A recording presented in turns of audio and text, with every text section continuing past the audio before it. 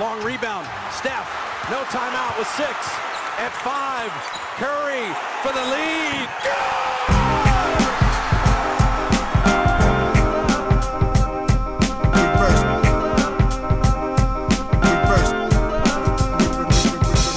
The game's a game. The game's a game. The game's a game. The game's a game. Always. Always. Always. Salut à toutes et à tous, il n'y a plus de match mais on continue quand même les podcasts et les émissions, vous le savez. Avant qu'on se lance sur le sujet du jour, je voulais vous rappeler, Antoine vous l'avait dit samedi, mais notre livre Une saison en enfer qui est sorti à l'hiver dernier, est toujours disponible et en ce moment il y a une promo pour quelques jours encore, vous pouvez le commander avec et obtenir les frais de port gratuits pour la France métropolitaine. Donc Une saison en enfer, je ne sais pas si vous connaissez le principe ou pas, c'est un récit fiction au 12e degré sur une saison catastrophique, enfin ou du moins une saison qui commence pleine d'espoir pour un club de départ qui veut absolument monter et je vous spoile pas des masses mais voilà, tout va pas se passer comme ils espéraient. Il y a des profils de joueurs, en fait c'est le type de livre dans lequel vous êtes obligé au mieux de retrouver vos potes, de reconnaître vos potes, au pire, comme c'est mon cas, de vous retrouver vous-même et de vous reconnaître. Donc voilà, tout ça c'est disponible sur basketsession.com. Il y a encore les frais de port offerts pour quelques jours, donc ne tardez pas si ça vous intéresse. Je pense que pour lire au coin de la piscine, si vous trouvez du soleil, il n'y a pas mieux pour cet été. Et pour le podcast d'aujourd'hui, grande nouvelle, vous savez que c'est époque de free agency et on a enfin réussi à trader Shai Mamou contre Maxime Bodilis et 2 premiers tours de draft, donc énorme transaction qu'on a pu mettre en place. Maxime, on est ravis de t'avoir avec nous pour ce podcast.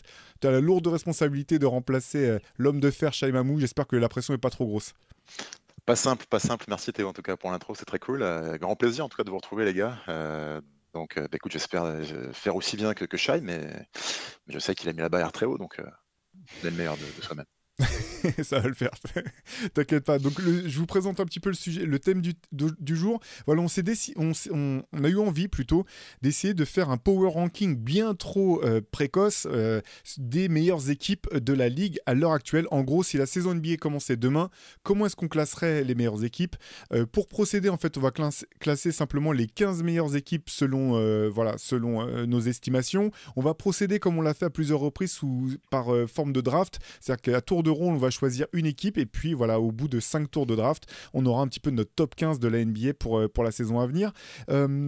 Écoute Maxime, étant le dernier arrivé dans ce podcast, je te propose d'ouvrir le bal et de commencer donc avec le premier choix de cette draft des équipes pour la saison 2024-2025. Qui est-ce que tu choisirais ? Allez, j'ouvre le bal, merci Théo, mais sans surprise, je vais aller sur les champions en titre. Alors c'est pas très ambitieux et c'est pas très courageux peut-être. Ça me semble être le choix le plus juste, le plus judicieux. Si je devais miser un petit peu d'argent que je n'ai pas, j'irais les mettre sur les Boston Celtics. Je pense comme beaucoup, ça paraît un choix tactique. Pour revenir rapidement sur les finales qui viennent de s'écouler, ils ont survolé la saison, ils ont survolé les finales, ils ont survolé les playoffs, ils ont quand même connu une saison quasi historique en termes de bilan. Donc il n'y a rien qu'à changer par rapport à la saison prochaine jusqu'ici. La free agency n'est pas encore terminée, mais vu les moves qu'ils ont fait, vu les signatures qu'ils ont enregistrées, ou en tout cas les re-signatures et les pactoles qu'ils ont attribués à Jason Tatum, on peut se dire que le roster, on le connaît plutôt bien maintenant. On sait à quoi il ressemblera l'année prochaine et on a un maximum de garanties par rapport au profil des joueurs. Donc voilà, Derek White, il a prolongé. Jason Tatum, je le dis, il a prolongé aussi au-delà de 2025. Donc là, ils ont vraiment toujours leur top 6, top 7, top 8. J'ai tendance à penser qu'ils peuvent même aller plus loin que ce qu'ils ont déjà. Je pense qu'un Peyton Pritchard, un Sam Hauser, on peut imaginer des joueurs qui peuvent potentiellement prendre aussi le relais de ces garçons-là, qui sont pas peut-être pas indéboulonnables, même si dans le cœur ils sont fans, ils sont importants à Boston. Mais il y a peut-être même une marge de progression encore pour Boston pour aller avoir peut-être des 7, 8, 9e hommes, peut-être un peu plus performants encore que ce qu'ils ont eu jusqu'ici. Donc non, ça s'annonce effrayant. La seule éventuelle interrogation que j'ai sur Boston, ça peut être l'âge d'Al Horford, mais ça fait 3-4 ans qu'on le dit, et à chaque fois il nous fait mentir, donc il va encore le faire, j'en suis persuadé. Mais voilà, c'est potentiellement cette petite limite d'âge pour Al Horford, quid d'une blessure. Il a été très peu blessé durant sa carrière, mais ça peut toujours arriver. Et l'âge grandissant, on sait qu'on s'en rapproche, on se souvient de Kobe et de son tendon d'Achille en 2012. C'est des choses qui arrivent, donc on va pas leur souhaiter, mais voilà, c'est la petite interrogation. Pour le reste, je pense que ça va continuer de voguer et de très bien se passer. Donc voilà pour mon numéro 1. Antoine, tu les avais aussi les Celtics ? Alors, mon board, il s'arrête à la 5e place. Après, je vais improviser. Mais effectivement, dans mon board, j'avais Boston aussi en 1. Bah, c'est le champion. C'est le champion. Le groupe est encore jeune. Ça ne veut pas forcément dire qu'arrivé en septembre, quand on se plongera dans le jeu un peu particulier des pronostics, je mettrai forcément les Celtics champions. Mais je pense qu'effectivement, dans un power ranking, je partage tout ce qu'a dit Maxime. Les Celtics sont numéro 1. C'est une équipe. J'arrive pas. Je me souviens que pendant la saison, je défendais le côté c'est l'année ou jamais. Enfin, c'est l'année où il faut absolument gagner, pas ou jamais, mais c'est celle où il faut gagner, pas forcément ou jamais, mais celle où il faut gagner parce que tu n'as pas la certitude que tu seras plus fort l'année d'après. J'ai pas la certitude absolue qu'ils seront plus forts. Tu vois, tu as parlé de l'âge d'Alorford. Il y a toujours l'état de santé autour de Kristaps Porzingis. Et je prenais en compte le truc de se dire, bah, s'il y a un échec, dans quel état ils seront mentalement, tu vois, quel sera un peu l'état d'esprit du groupe. Mais là, ils ont gagné. Donc, bon, c'est un peu différent. Je pense que Tatum et Brown, ils vont pas non plus progresser des masses. Les joueurs qui sont aujourd'hui, voilà, c'est les joueurs qu'on connaît. Et ils sont déjà très, très hauts. Je pense que Boston doit partir avec l'étiquette du favori. C'est logique pour les champions de titre, hein, mais voilà, comme Maxime, j'ai l'impression qu'eux, pour le coup, n'avaient pas besoin de faire une grosse intersaison. Ils avaient pas besoin. Il y a des équipes championnes, tu sais que tu dois te renforcer ou que tu ne dois pas perdre certains cadres. Eux, ils n'étaient pas sous la menace de perdre leur cadre. Ils ont prolongé certains cadres et leur effectif, là, actuellement, est très, très fort. Donc, ouais, Boston en 1, sans surprise. Ouais, c'est clair, mais tu as raison. Avec en plus l'expérience des champions qui vont engranger là cette année, c'est flippant, quoi. Et puis on peut se dire qu'ils ont gagné avec un Porzingis sur une jambe en playoff. Donc si jamais il est en pleine possession de ses moyens l'an prochain, ce sera encore plus impressionnant et un atout en plus pour eux, quoi. Elle est là, la marge, ouais, c'est vrai. Il a raté quand même 10 ou 12 matchs si on compte en plus les matchs des finales, quoi. Ouais, bah comme vous, j'avais Boston aussi pour toutes les raisons que vous avez évoquées. Puis cette situation un peu, pas forcément inédite, mais pas si commune sur ces dernières saisons où tu as un effectif qui a archi dominé la saison et les playoffs, qui a jamais été inquiété et dont le corps de joueur est quand même suffisamment jeune pour espérer répéter les performances sur les au moins 2-3 saisons à venir. Voilà, ça semble possible. Donc moi aussi j'avais Boston en premier. Allez Antoine, je te cède le deuxième pick. Yes, et pour le deuxième pick, je vais prendre, pas de surprise, je vais prendre le finaliste en fait. Je vais prendre Dallas. Je vais prendre les Mavericks, même si c'était beaucoup plus dur, je pense, d'aller piocher en 2. Je pense qu'il y a au moins 3 équipes qui peuvent légitimement être prises en 2. Je vais choisir les Mavericks parce que déjà, j'aime bien cette équipe. Je vais pas vous le cacher, il y a une partie subjective. Et j'aime bien en fait les moves qui ont été réalisés. Je trouve que Naji Marshall pour remplacer Derrick Jones Jr., je trouve ça pas mal. Alors, ça sera la marge. Ça ne sera pas forcément le move le plus payant, mais ils ont perdu un mec qui était titulaire et qu'on aurait pu considérer comme un cadre parce que c'était un titulaire par un joueur qui, je pense, peut faire aussi bien. Et ce n'est pas toujours le cas. Des fois, quand tu passes d'un joueur de complément à l'autre, tu dis ouais, c'est le même profil, ça va coller. Et en fait, tu te rends compte qu'il y a une baisse de niveau. Alors, ce sera peut-être possible, notamment en défense. Je ne sais pas si Naji Marshall arrivera à défendre aussi bien que Derrick Jones Jr., mais j'aime bien le move, j'arrive à y croire. Et après, il y a évidemment l'arrivée de Klay Thompson. Je me souviens plus s'il y en a eu une autre. Il y a eu Naji Marshall et Quentin Grimes, exactement. Quentin Grimes, que pour le coup, j'aime bien aussi. Par rapport à Tim Hardaway, je me dis que c'est pas autant de talent pur, si ça veut dire quelque chose, l'histoire de talent pur. C'est peut-être pas autant que Tim Hardaway Jr., mais j'ai le sentiment que c'est un mec qui peut être plus fiable. Tim Hardaway Jr., il a fait une grosse saison régulière et pourtant, derrière, en playoff, il est peu utilisé. Parce qu'on se rend compte que tu ne peux pas toujours miser sur lui. J'ai l'impression que Grimes, en termes de défense, il sera là. Et son pourcentage à 3 points, je me dis qu'en fait, si tu joues avec Luka Doncic et Kyrie Irving, ton pourcentage à 3 points, il va augmenter. Tu auras des tirs plus ouverts, des tirs plus simples. Et je crois en sa capacité à mettre à 3 points. Donc déjà, sur ces 2 recrues-là, je trouvais ça pas mal déjà. Tu vois. Et là, maintenant, tu rajoutes Klay. Alors évidemment, avec Klay qui arrive, tu as des interrogations. Il sort d'une saison délicate. Tu ne sais pas dans quelle mesure il va être aussi performant en défense, etc. Mais j'y crois dans le sens où je me dis qu'en fait, Klay, il a besoin de cette nouvelle atmosphère. Tu sens, on a vu après dans le départ, dans ce qui est sorti après, des infos qui sont venues de Ramona Shelburne, notamment, qui est quand même une insider assez bien renseignée. Il y avait quand même un espèce de climat de tension et il y avait quelque chose de pas très sain au final du côté des Warriors depuis 2 ans autour de Klay. Là, j'y crois à cet esprit revanchard, un mec qui se retrouve un peu, qui retrouve des sensations, de l'énergie et qui te sort 1 ou 2 grosses saisons. Et pour toutes ces raisons-là, j'ai l'impression que Dallas est vraiment renforcé. Et du coup, tu as une équipe qui était déjà forte. Pareil, désolé, je fais un peu plus long. Luka Doncic, le fait qu'il joue pas les yeux, moi je suis les Mavericks, ça me rassure. Alors oui, je sais, il va aller manger des trucs, il va être près d'une plage croate ou slovène, ça va être, tu vois, c'est clair, soit en Slovénie, soit près d'une plage croate et il va s'empiffrer, mais je me dis, au moins il va pouvoir se reposer un petit peu, il va revenir plus frais. Lui, il va continuer de progresser. Je pense qu'il y a encore un cap à passer, même si c'est peut-être juste un cap mental pour le coup concernant Doncic. Voilà, cette équipe, une année complète avec PG Washington, Daniel Gafford, je me dis c'est peut-être la meilleure équipe de l'Ouest, quoi. Faut pas qu'elle se cache et je serais voilà. Pareil, ce qui me fait un peu peur, c'est de me dire est-ce qu'ils arriveront à enchaîner 2 saisons longues de suite. Mais au-delà de ça, sur le papier, je trouve que c'est peut-être la meilleure équipe de l'Ouest. Ouais. Ouais, Et du coup, la deuxième de la ligue. Non, t'as raison, d'autant qu'ils ont encore pas mal de flexibilité en fait pour faire des ajustements en cours de saison si besoin.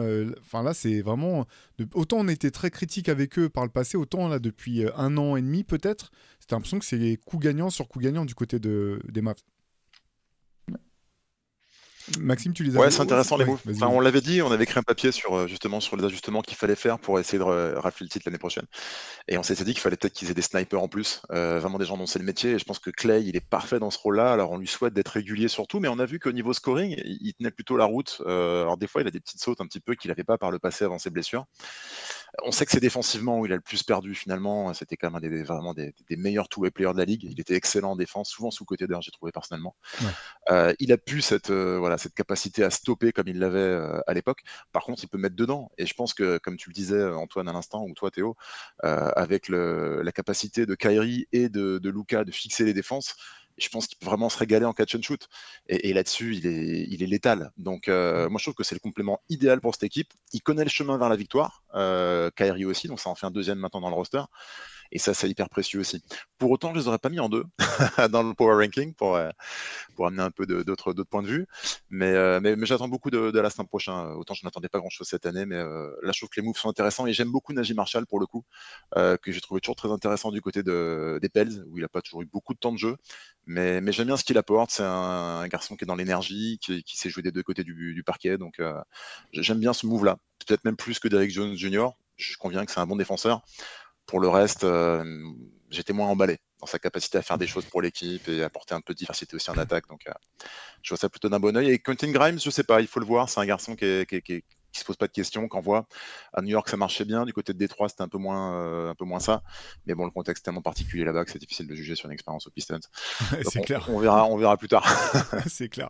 Donc, ce qui est intéressant avec Clay, parce que je partage tout ce que vous avez dit, c'est aussi le type de tir qu'il va avoir.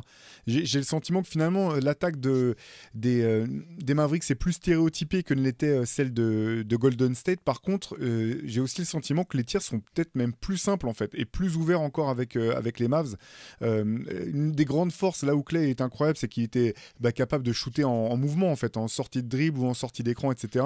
Là, limite, c'est sur certaines actions, alors juste à se mettre dans le corner et va recevoir la balle, les appuis placés avec juste à dégainer. Et moi, je serais pas étonné qu'il fasse une grosse saison en termes d'adresse avec une fois qu'il sera mis dans le rythme de cette équipe. Ça va vraiment être intéressant de voir quel sera son poste aussi et finalement son statut. Est-ce qu'il sera titulaire? Est-ce qu'il sortira du banc? Avec qui il sera associé? Tout ça, j'ai hâte de voir ça du côté de Dallas. Ouais, moi aussi, c'est excitant en tout cas comme un nouveau départ pour lui, je trouve. Ouais. Carrément. Alors je vais essayer d'enchaîner. C'était vraiment très compliqué. Le 3e spot, c'est sur lequel je me suis le plus arraché les cheveux. Et finalement, j'ai choisi le Thunder. Je vais prendre le Thunder en 3e pick parce que c'est une équipe qui était déjà très forte cette année. C'est une équipe qui est jeune et qui est encore en train de découvrir les choses. Je veux dire, Chet Holmgren, c'était sa saison rookie. On avait tendance à l'oublier à la fin de l'année. Et finalement, quand on regarde ce qui s'est passé face à Dallas, justement, il n'y avait pas... j'ai l'impression que la marge n'était pas si énorme qu'elle pouvait le sembler.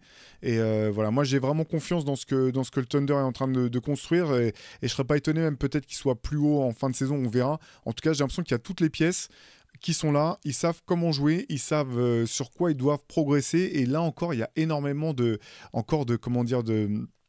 possibilités d'ajustement, je pense, dans le roster et à la marge. On verra aussi avec l'arrivée de Caruso ce que ça donne, mais je trouve que c'était vraiment un bon choix parce qu'en fait, tu récupères un très fort défenseur qui est capable aussi d'apporter de la création dans la lecture. Alors, pas forcément comme un vrai meneur de jeu, mais je trouve plutôt pas mal dans l'animation du jeu.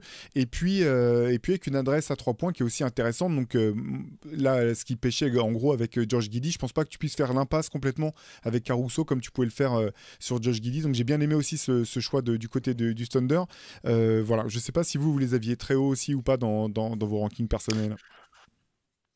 Allez, ouais, je vais commencer. Bah oui, Moi, je les oui. avais en 2. Ouais. Moi, j'ai hésité. J'ai hésité à les mettre en 2. J'avais laissé en 3 derrière, mais par rapport, c'était notamment le meilleur joueur de l'équipe que j'ai pris beaucoup plus en compte. En fait, c'était Luka Doncic vs chez Gilgeous Alexander. Mais je pense que le Thunder, par exemple, je pense que le Thunder va être premier à l'Ouest, à l'issue de la saison régulière.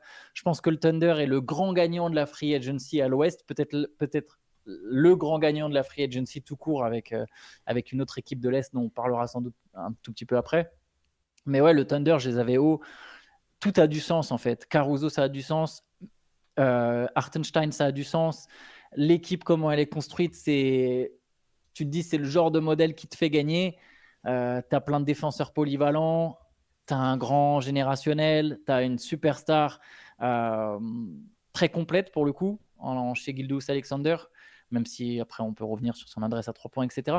Au final, la seule question que je me pose sur le Thunder, c'est justement est-ce que chez Gilgeous Alexander et les autres jeunes joueurs autour, les Jalen Williams, les Chet Holmgren, est-ce qu'ils vont trouver le chemin? Je sais qu'ils vont les trouver à un moment, mais est-ce que ça sera dès la saison prochaine qu'ils vont trouver le chemin jusqu'au final NBA, jusqu'au titre? Est-ce que Shea, il a encore ça en lui, tu sais, ce petit cap en plus? Être MVP, c'est une chose. Mener une équipe au titre, c'en est encore une autre. Et est-ce qu'il a ça en lui? On le verra. Je n'arrive pas à me prononcer là-dessus. En tout cas, c'est vraiment un joueur très fort. L'équipe est très forte. Il y a un super GM, il y a un super coach. J'aime beaucoup ce qui se passe à OKC. Et oui, du coup, j'ai failli les mettre en 2 et je ne suis pas surpris, du coup, Maxime, que tu les aies mis en 2. Ouais, bah pour toutes les raisons que vous avez évoquées. Moi, ce que j'aime bien aussi dans l'addition, l'ajout, pardon, de Caruso dans cette équipe-là, c'est que c'est un garçon qui a gagné le titre NBA. Donc, il connaît le chemin aussi pour aller jusqu'au bout. C'est une équipe qui a manqué un peu d'expérience. On l'a vu l'an dernier en playoff, hein, ça s'est ressenti. Donc, je pense que ça, c'est hyper important. Et Hartenstein, je trouve que c'est un super fit pour cette équipe, dans un rôle très différent de ce que peut faire Holmgren, beaucoup moins mobile, beaucoup plus dans l'impact sous le cercle, la dureté, le physique, etc. Je pense qu'ils vont bien se marier d'ailleurs de ce point de vue-là, tous les deux dans la raquette. Donc j'aime bien les moves qu'ils ont fait. Après, je suis persuadé que Jalen Williams va vraiment passer un step l'an prochain. Je crois que voilà, ça va vraiment être le lieutenant. Chet Holmgren, c'est un super joueur, mais le lieutenant, je pense, l'an prochain de Shai Gilgeous-Alexander. Donc ouais, je les vois très haut et je vois pas vraiment ce qui leur manque sur le papier pour être vraiment un contender, quoi. Alors c'est sûr que gagner un titre, c'est encore autre chose que d'accéder au final. On peut penser à OKC en 2012, hein, qui est finaliste face au Heat, et puis qui finalement n'est jamais revenu en finale NBA. Alors voilà, il faut leur souhaiter un meilleur destin, mais je les vois bien être ce Thunder-là, celui qui avait atteint les finales en 2012, quitte à se casser les dents en finale sur Boston ou une autre équipe. Voilà, moi je les vois à cette place-là l'an prochain. Je pense qu'ils sont très solides. Ouais, t'as raison d'insister sur la polyvalence, que j'ai l'impression qu'ils peuvent jouer tous les styles de basket en fait, et notamment à l'intérieur, ils sont vraiment renforcés. Parce que moi j'aime bien aussi le grand Jalen Williams. Je trouve que c'est un joueur assez sous-coté mais précieux. Et Hartenstein, moi ce qui m'a épaté, parce que j'aimais beaucoup déjà quand il était aux Clippers, là où j'ai été étonné, c'est de le voir avec les Knicks quand ils ont commencé à être vraiment privés d'options. Et en fait, c'est un très bon passeur. Il y a même des moments où le jeu passait complètement par lui au poste haut, et j'étais étonné de voir sa qualité de passe et sa compréhension du jeu. Et j'ai l'impression que cette équipe du Thunder, en fait, elle peut jouer grande, elle peut jouer small ball, mais avec Chet Holmgren en 5, un peu comme le faisait Boston. J'ai l'impression qu'il y a vraiment toutes les options qui sont à disposition pour cette équipe. Ouais, c'est clair. Hyper polyvalent, avec plein de styles différents. Puis ils ont réussi à prolonger certains joueurs. On peut penser à Isaiah Joe, qui a été précieux aussi en playoff par moment. Donc, hyper complet, hyper fourni, quoi, au final. Grosse profondeur de banc aussi. Ouais. Carrément. Allez Maxime, c'est à toi de reprendre donc, pour le 4e pick de cette draft. C'est compliqué, je t'avoue que j'ai eu beaucoup de mal à me décider. D'ailleurs, je ne suis toujours pas décidé. J'avais Philly, Denver, New York, un peu dans ce 4e chapeau. J'ai envie d'aller du côté de Denver, même si je suis un peu déçu de leur free agency jusqu'ici. Et puis surtout déçu du départ aussi de KCP, qui est un joueur que j'aime bien, qui est un joueur qui a déjà gagné en NBA plusieurs fois. Mais je pense que c'est quand même encore une équipe assez jeune. Nikola Jokic est encore dans son prime, Jamal Murray il l'est encore également, Aaron Gordon je pense qu'il est arrivé à son pic, il est parfait dans le rôle qu'est le sien, donc voilà, il y a une continuité qui est là. Il y a Dario Saric qui est arrivé, qui est un joueur que j'aime bien aussi. qui peut être utile dans ce contexte-là. Et puis il y a l'expérience quand même du champion. Donc voilà, pour toutes ces raisons, j'ai tendance à penser qu'ils vont faire une grosse saison. Ils ont aussi une revanche à prendre, et mine de rien, ça compte ça. On sait que parfois les équipes, quand elles se trouent comme ils l'ont fait, parce qu'ils sont quand même littéralement troués, hein, ils n'auraient pas dû sortir si tôt des playoffs, je pense. Ils avaient tout pour l'emporter face à Mini. Je les vois bien, voilà, revanchard, revenir remonter comme des coucous. On connaît un peu le mindset de Jamal Murray. Je pense que lui aussi, à titre personnel, a une revanche à prendre. Il a fait quand même un match sur deux assez cata dans la série contre Minnesota. Donc, s'ils sont en pleine possession de leurs moyens, et on sait qu'il y a eu quelques blessures, notamment pour Murray, je les vois bien, pourquoi pas aller jusqu'au bout en finale, à minima, l'an prochain. Moi, je les avais aussi, à cette place-là dans ma liste. Et aussi, voilà aussi, parce que je pense qu'ils ont toujours à l'heure actuelle le meilleur joueur du monde. Donc, un peu sur la même dynamique que toi, Antoine, sur le fait de mettre en avant les équipes aussi en fonction de leurs meilleurs joueurs. C'est vrai que j'attends de voir, en fait, j'arrive toujours pas à savoir si leur intersaison est terminée ou pas. Et si c'est pas le cas, sur quel levier ils peuvent appuyer pour essayer de se renforcer un peu. Ouais, alors moi, je les avais en 4, mais sans grande conviction.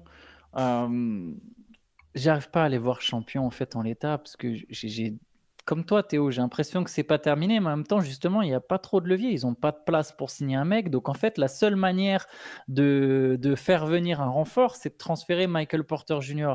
Et du coup, là, à partir de là, pour moi, ça va être très. Ça dépend vachement de la contrepartie et de qui. Parce que qui va être. Il y aura des équipes intéressées par Michael Porter Jr. si vraiment il devait faire un trade. Mais du coup, tu changes un peu ta manière de jouer. Et est-ce que tu récupères vraiment la contrepartie que tu veux?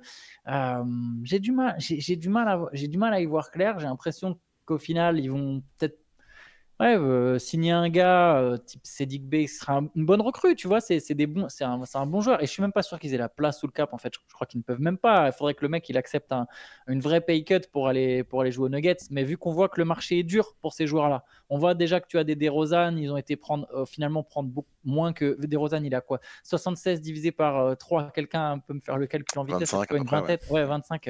Voilà, c'est ça exactement. C'était facile au final. 25 l'année. Tu vois, il y a quand même un marché à la baisse.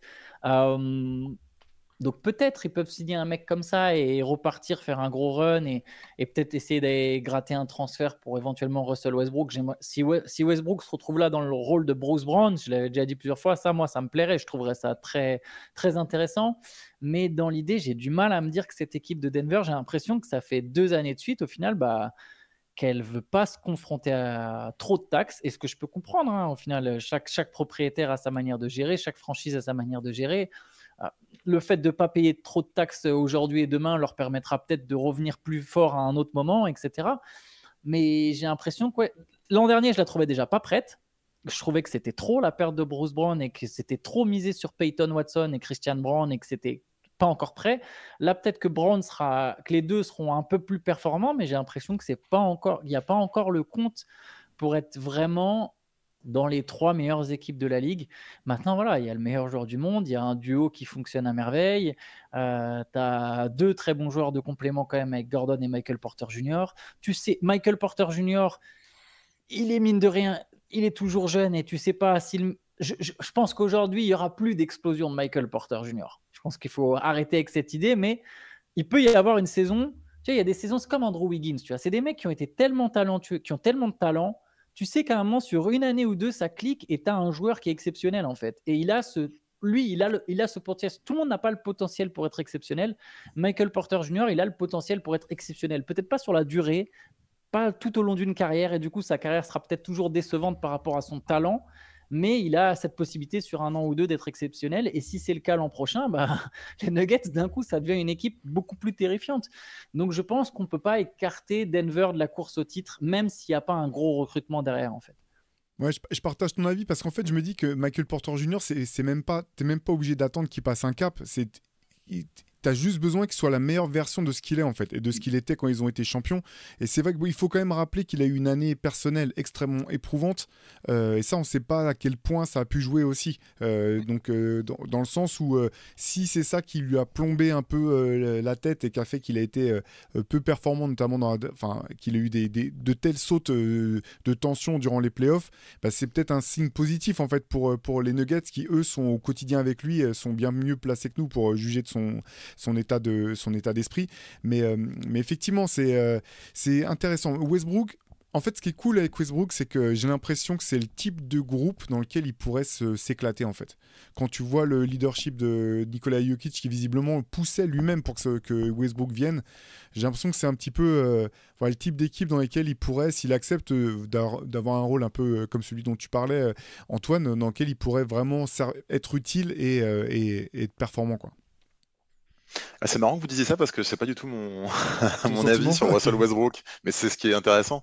Moi, je l'imagine pas du tout dans cette équipe-là parce que je pense que c'est une équipe avec beaucoup de lecture, avec beaucoup d'intelligence de jeu et je trouve que ça lui va pas trop l'intelligence de jeu. Enfin, j'ai jamais trop aimé le jeu de Westbrook. Je trouve qu'il est toujours allé droit dans le mur avec toutes les qualités qu'il a. Hein, ça n'empêche pas, il a été MVP. Voilà, je vais pas lui apprendre le basket, mais je trouve que c'est pas forcément un contexte qui lui conviendrait et ça m'a surpris quand j'ai vu que Jokic faisait le forcing, donc il doit avoir une autre vision des choses que moi. Ça m'a vachement surpris. Moi, ce que je peux rajouter par rapport à Denver rapidement, c'est que ce qui me déçoit dans ce que fait Denver, c'est leur incapacité à développer des jeunes. Et on a eu l'illusion Christian Brown l'an dernier. On l'a pas vu de confirmation cette année. Il n'y a pas eu vraiment d'évolution dans le jeu de Christian Brown. Il a eu quelques minutes en plus, mais c'est pas devenu un joueur très important. Et en playoff, il a beaucoup moins apporté que l'an dernier. Et l'autre joueur qui avait été mis vachement en avant l'an dernier, c'était Peyton Watson. Et Peyton Watson, en fait, il a joué au début, puis il a moins joué. Parfois, il n'a pas joué du tout. Et c'est un joueur qui est sorti de la rotation en playoff.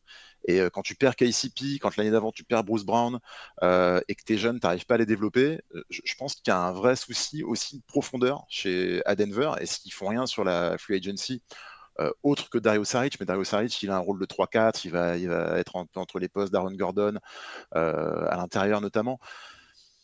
Je trouve qu'il manque quelqu'un dans l'équation. Alors on verra si c'est Russell Westbrook ou pas, mais ça manque un peu de force vive en fait, tout simplement. Ouais, oui, à suivre. Effectivement, de toute façon, ils sont courts. Hein. C'est sûr que dans les rotations, ils ont une rotation très courte. Allez, Antoine, à toi de prendre. Donc là, c'est pour le 5e pick. Je suis partagé entre l'équipe qui a le mieux recruté sans doute à l'Est et l'équipe que je trouve continuellement sous-estimée, mais qui donne raison à tous ceux qui la sous-estiment. Donc, je comprends de qui tu parles à l'Ouest. À l'Est, tu veux dire? Non, à l'Ouest. Tu as dit ceux à qui on donne du crédit.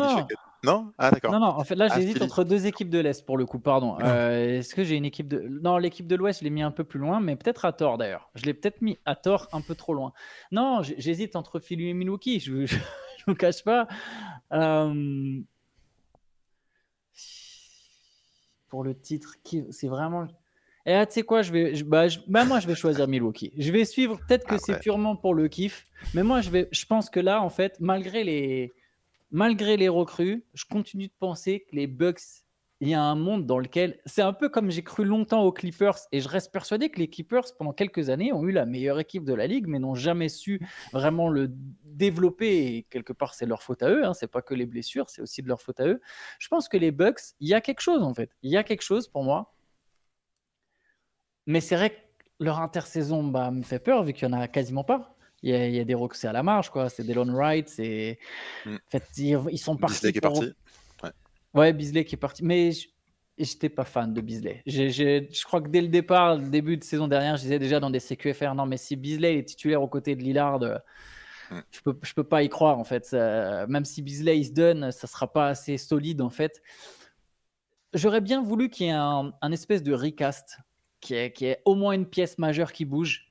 Que ce soit... Mais même Brook Lopez, moi je sais, c'est risqué, hein, c'est très risqué de se dire que c'est le complément parfait de Giannis Antetokounmpo. Donc c'est très risqué de se dire Brook Lopez y part, mais j'aurais bien voulu un espèce de recast, parce que je pense qu'en fait Damian Lillard, Giannis Antetokounmpo, sur le papier, tu as un duo qui est beaucoup trop puissant. Plus puissant pour moi que Tyrese Maxey et Joel Embiid, plus puissant que Paul George et Joel Embiid. Alors c'est vrai qu'eux ils sont 3, ça crée quelque chose. Les Bucks, il y a toujours ce truc de est-ce que Middleton justement il sera là, parce que quand Middleton est là, en fait, quand les 3 ont été au complet, En fait, cette équipe, elle a été excellente. On s'en rend pas compte. On a tellement parlé de Doc Rivers, du renvoi d'Adrian Griffin. Il y a eu tellement de drama qu'en fait, on a oublié que cette équipe, elle a été excellente. Quand elle a été au complet, cette équipe, elle n'a pas été très bonne. Elle a été excellente. En tout cas, en termes de chiffres. Après, évidemment, les chiffres, c'est un peu, on peut les analyser comme on veut. Mais en termes de chiffres, elle a été excellente. Elle a tapé les gros. Il y a quelque chose. Et c'est vrai que je ne crois pas en Doc Rivers, évidemment, tout ça. Mais je ne crois pas non plus des masses en Philadelphie. Donc, s'il faut choisir entre deux équipes entre lesquelles je ne crois pas des masses, je vais choisir l'équipe que j'aime le plus. Et du coup, je vais dire Milwaukee. Mais je sais que vous allez pouvoir rébuquer tous ces arguments. Oui, ça n'existe pas non plus en français, je sais. On va leur tordre le cou. Je sais, t'inquiète. mais voilà, moi, je vais choisir les Bucks en 5. J'y étais pas du tout en fait. J'étais pas du tout sur ces équipes-là quand tu faisais du teasing là. J'avais pas du tout vu venir les Bucks en 5e pick. Toi, qu'est-ce que tu penses de tout ça, Maxime? J'étais très confiant l'an dernier par rapport à Milwaukee. Je les voyais même finir en tête de la conférence Est. J'adorais l'idée d'un duo Lillard-Antetokounmpo. Après, j'aime beaucoup Lillard, donc peut-être que je suis subjectif. Mais j'ai été déçu par son année, en fait. Et j'ai du mal à croire qu'à 33 ans, je crois qu'il aura 33 ans là, il puisse vraiment choper l'ADN des Bucks. Moi, ce qui m'embête dans le trade de Lillard, c'est que j'ai jamais senti qu'il avait vraiment pris l'ADN de cette équipe-là. Il garde son côté clutch, il garde son côté scoring, même s'il a été hyper irrégulier cette saison. Il faut regarder un petit peu ses pourcentages, mais il a vraiment dévissé par rapport à la saison précédente. Et j'ai du mal à croire qu'avec l'âge grandissant, c'est pas un phénomène physique. Il fait qu'1m88, je crois, de mémoire.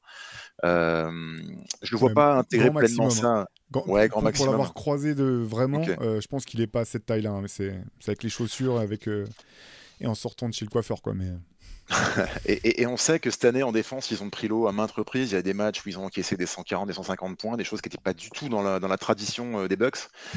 J'ai du mal à les voir changer de tout au tout sur la saison prochaine. Alors après, ce sera vraiment dépendant de la santé de Giannis. Hein. Il aurait fallu voir aussi ce que ça aurait donné en playoff avec un Giannis à 100%.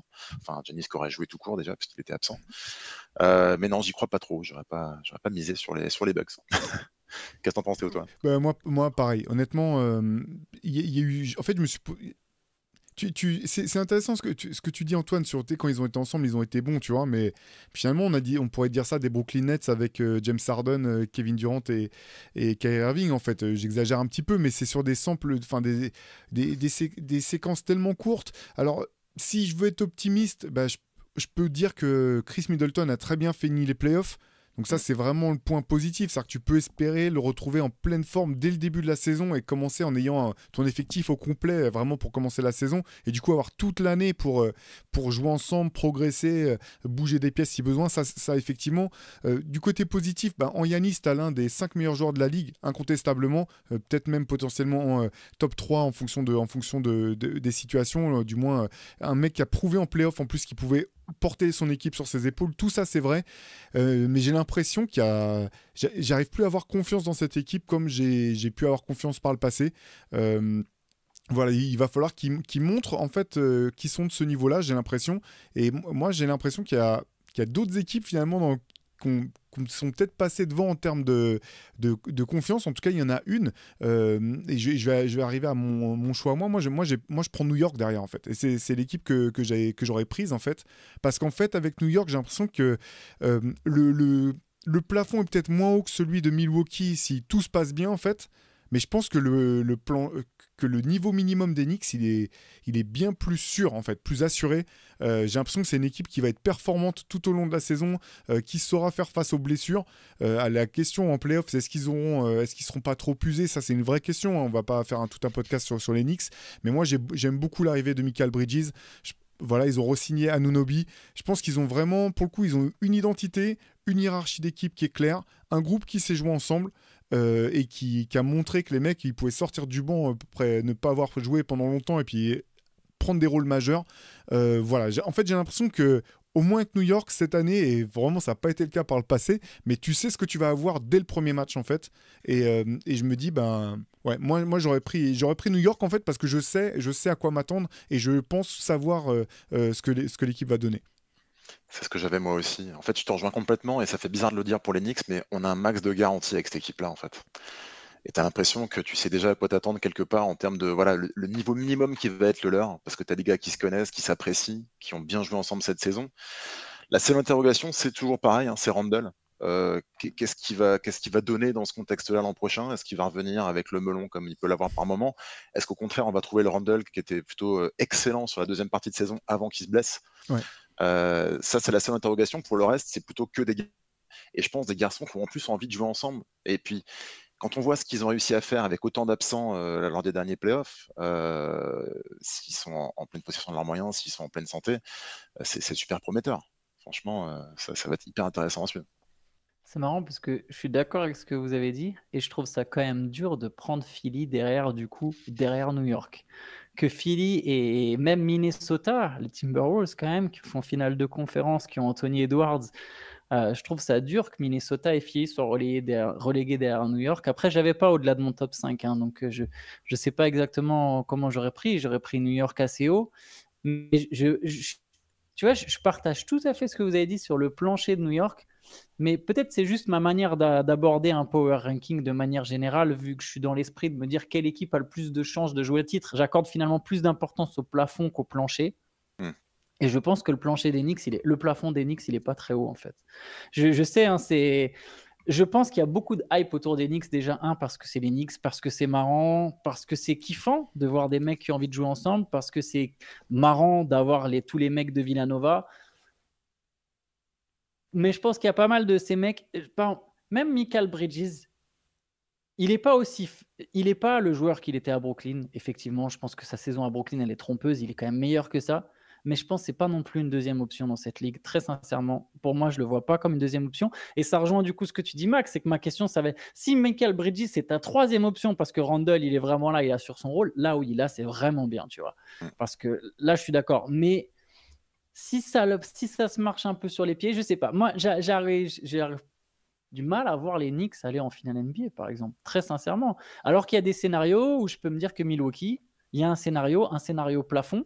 On revient à des scénarios plafond vs plancher. Et des scénarios plafond où les Bucks ou les Sixers, ils vont en finale NBA, selon moi. Les Knicks, je ne vois pas aller en finale NBA. Parce qu'effectivement, je pense que la manière dont on a pris le truc aussi... parce qu'en fait, moi, je prends en compte toute la saison, quoi. Vraiment l'intégralité de la saison. Et pas simplement, on est au début des playoffs, quelle équipe peut être championne NBA. Enfin, c'est comme ça que moi, j'ai réfléchi à mon ranking, en fait. Et je pense malgré tout, alors Philly, je sais pas où est-ce que vous l'avez pris, on verra où est-ce qu'ils vont arriver. Moi, je me suis posé la question avec Philly, et après, on développera. Mais juste comme tu l'as mentionné, c'est parce qu'en fait, pareil, j'ai plus de... En fait, New York, je vois ce que ça peut donner vraiment, alors que Philly, bien sûr, sur le papier, c'est beau, mais j'ai l'impression que j'ai moins de garantie d'avoir Joel Embiid et Paul George en pleine possession de leurs moyens et capable de porter cette équipe en playoff que du côté de New York. Ou New York, j'ai l'impression que finalement, à part peut-être Jalen Brunson, c'est une équipe qui a montré que même diminuée, elle allait continuer à être performante et à être efficace, quoi. C'est pour ça que sur la question de Minnesota, c'est une vraie question parce que moi, c'était dans mon ranking, j'ai eu du mal à déterminer entre les Wolves et les Knicks, mais par rapport aux équipes de l'Est, j'ai l'impression que c'était celle qui me donnait le plus de garantie, quoi. Du coup, je te laisse. Ouais, vas-y, Antoine, t'as dit. Non, pas du tout. Non. Pardon, allons-y, enchaînons. Vas-y, Maxime, parce que je suis curieux de savoir quelle équipe t'avais derrière, du coup. Ouais, j'ai hésité entre deux équipes, mais je vais choisir Philly. Je pense que Philly, alors, comme tu viens de le dire, sur le papier, c'est hyper excitant.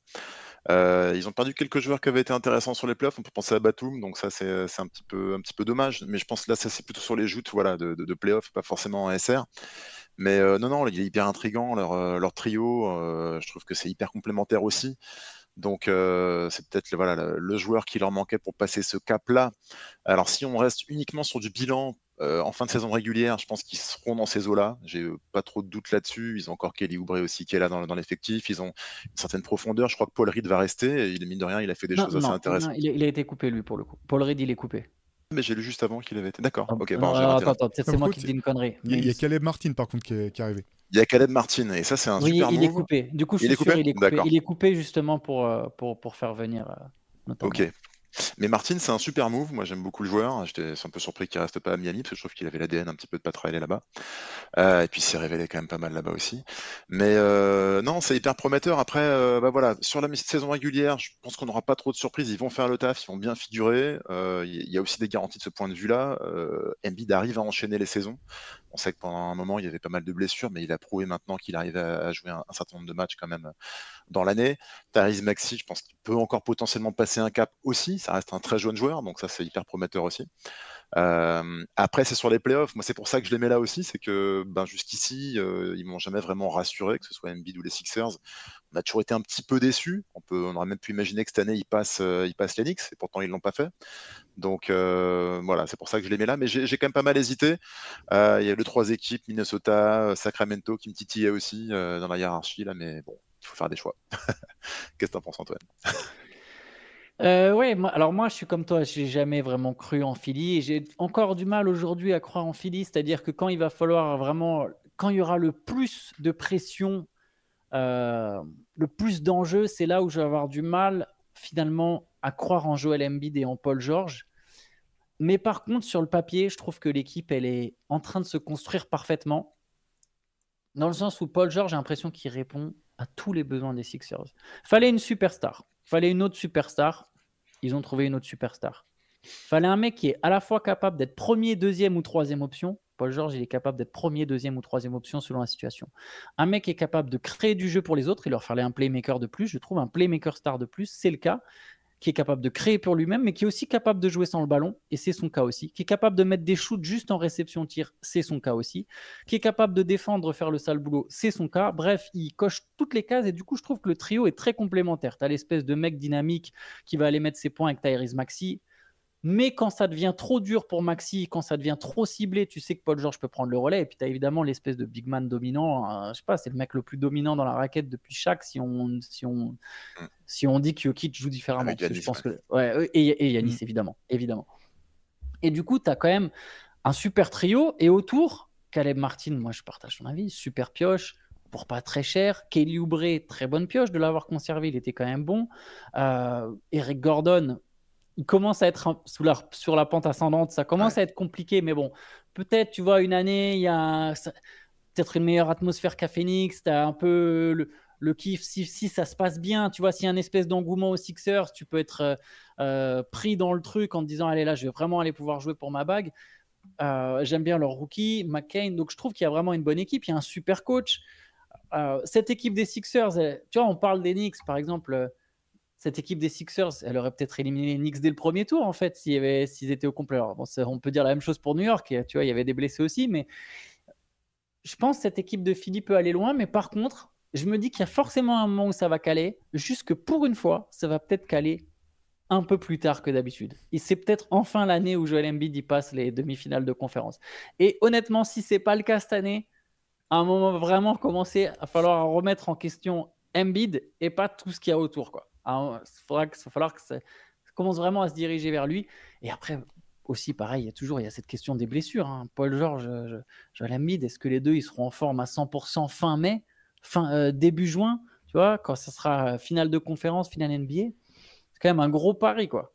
Moi, c'est la grosse question, hein, sachant que quand Joel Embiid manque des matchs, c'est pas 2 matchs, 3 matchs par-ci par-là. L'année dernière encore, c'était vraiment très longtemps. Et je suis d'accord avec tout ce que tu dis hein, sur le papier. C'est vraiment une belle équipe. Ils ont un très bon coach. Donc, en fait, si tu regardes juste sur le papier, il y a de quoi y croire. Et normalement, ils devraient même être plus haut dans notre power ranking. Moi, vraiment, la limite, c'est la santé. Et je suis pas tout à fait d'accord sur Paul George. Je pense pas que ce soit une superstar à ce stade de sa carrière. Pour moi, une superstar, c'est quasiment un mec autour de qui tu peux construire. En fait, c'est quasiment comme c'est une vraie star. Je suis pas sûr que ce soit une superstar. Et c'est peut-être je chipote, hein, tu vois. Et c'est pas, j'adore le joueur, mais je pense pour le coup, il a tourné l'angle. Quoi. Il est plus à ce stade-là. Ça n'empêche pas que ça soit le joueur parfait de complément. Tout ce que tu as dit, Antoine. Par contre, je te rejoins là-dessus.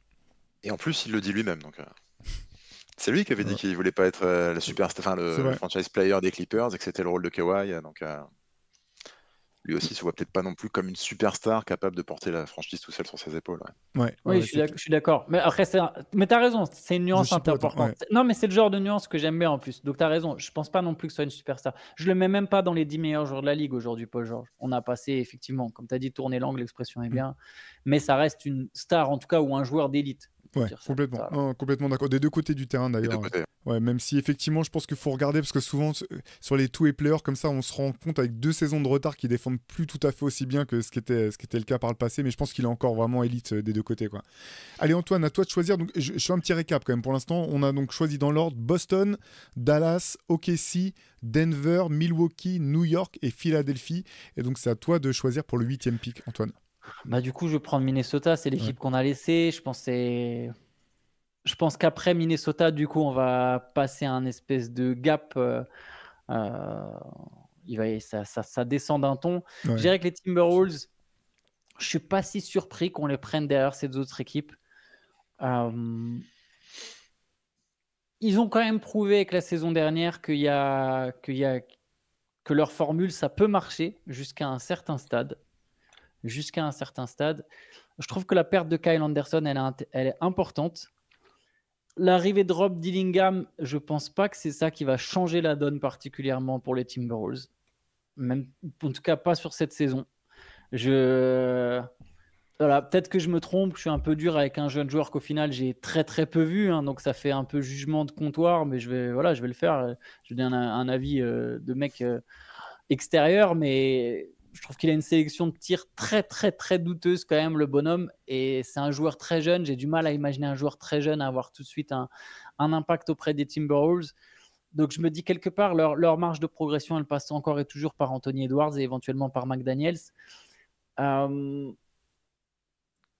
suis pas sûr que les Wolves fassent mieux cette saison que l'année dernière. Tu vois, je suis pas sûr qu'on ait une équipe qui puisse vraiment viser le titre, pour être honnête.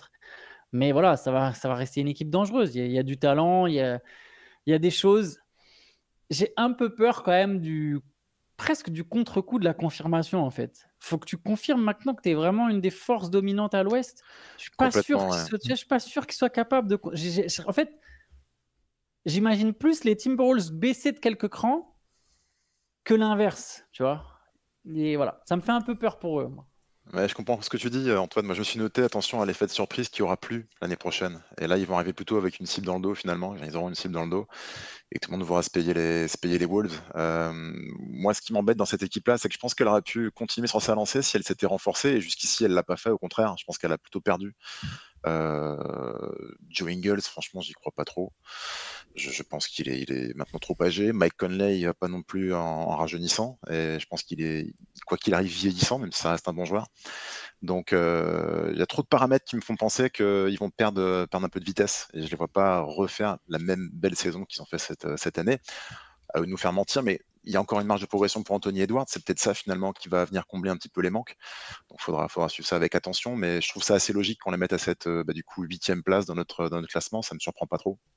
Je suis totalement d'accord avec ce que tu dis au sujet de Mike Conley. Si Mike Conley avait 5 ans de moins, en fait, j'aurais pas du tout le même discours. Parce qu'en fait, effectivement, je pense que c'est ce que tu as dit, Maxime. Lui aussi, il a tourné l'angle. En fait, ça fait... En fait, j'ai l'impression que cette équipe de Minnesota, elle sera très forte à cause de ses forces, qui lui permettront d'être très forte.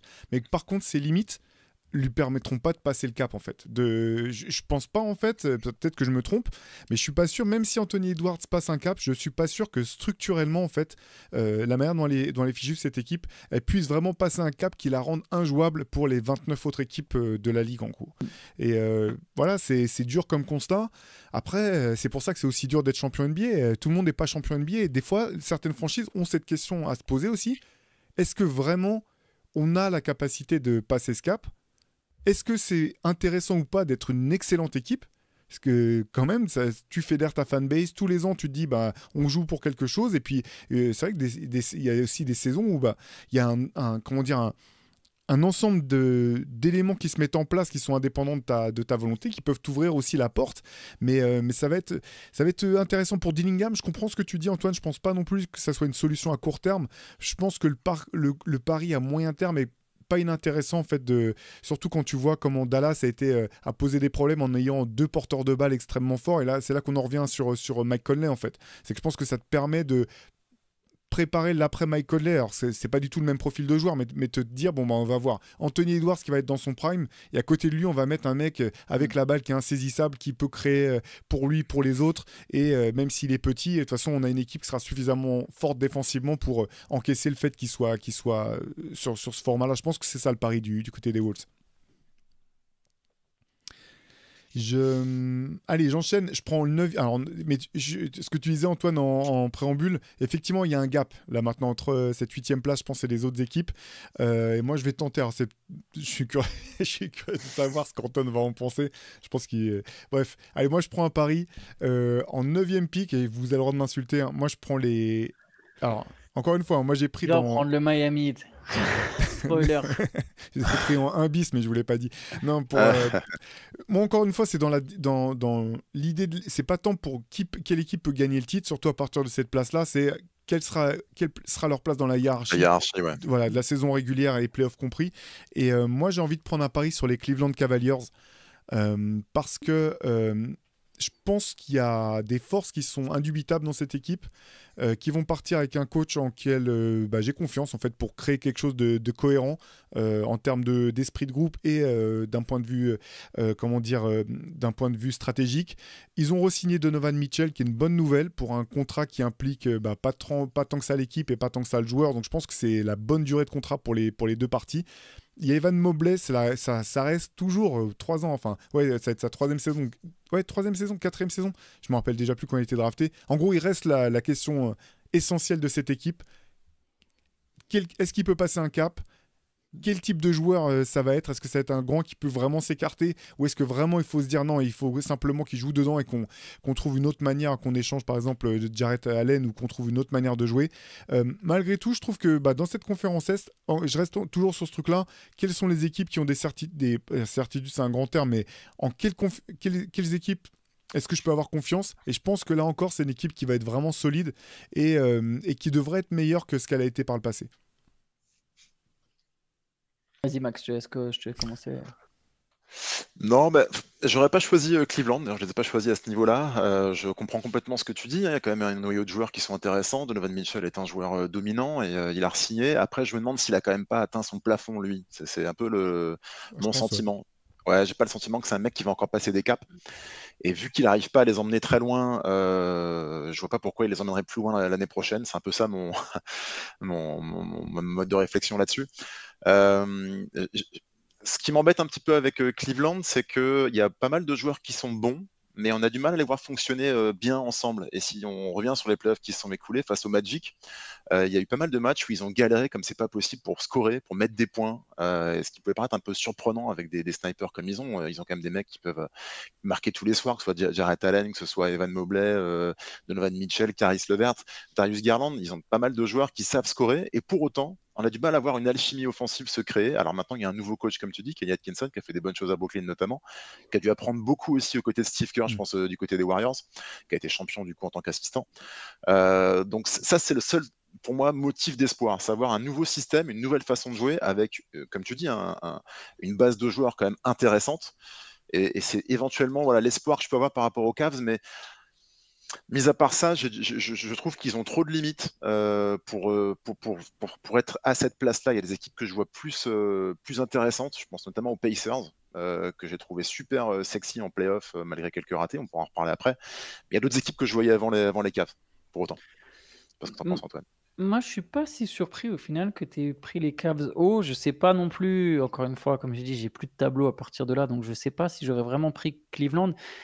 J'aurais pas pris Indiana non plus, paradoxalement. En fait, j'ai l'impression que là, on arrive au stade de notre draft c'est très dur là. Où c'est dur et où il va y avoir un problème, où l'inégalité des deux conférences va poser un problème de perception.